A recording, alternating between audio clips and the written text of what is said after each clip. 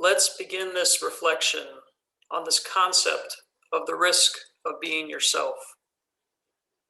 Philosopher and political activist Michel Foucault once said, "Visibility is a trap." Foucault routinely outlined how various forms of categorization limited the human experience. In his insightful statement, he reflects upon the dynamic phenomena of being seen, and how one's sense of self is impacted by the experience of being seen. LGBTQI plus people and populations routinely walk the tightrope of exercising the courage to be one's true self in the face of all forms of adversity, while inheriting the personal and structural consequences that come with being historically and systematically marginalized.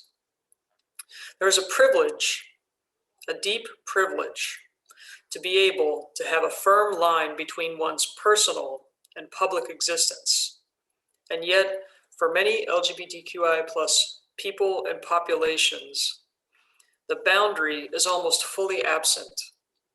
As a consequence, one's lived experience can become shaped by larger patterns of discrimination in spaces of employment, education, socialization, healthcare, civic participation, the list goes on. The individual and community-based concerns of LGBTQI plus populations are relevant public issues that necessitate social work attention and engagement.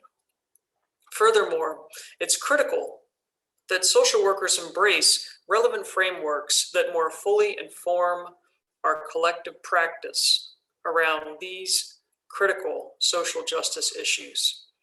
3 frameworks that can guide advocacy and clinical practice include minority stress and resiliency, trauma-informed care, and intersectionality. Put together, these frameworks further draw out the need for attention to social and even health outcomes resultant from toxic forms of structurally based stress. The need to keep in focus points of strengths and resiliency to counterbalance the tendency that we might otherwise have of seeing people and populations through a lens of vulnerability is so important to practice. Furthermore, the importance of an application of a trauma-informed lens when working with people and populations that are routinely subject to oppression. And lastly, the importance of recognizing that individual points of intersectionality, race, socioeconomic status, gender identity, sexual orientation, factor into the phenomenon of cumulative disadvantage. In short, we need to collectively be thoughtful about how we look at LGBTQI plus people and populations in context. The rights and freedoms of these communities are tenuous, and often laws and cultural perspectives on the inherent worth and dignity of these communities of people do not align.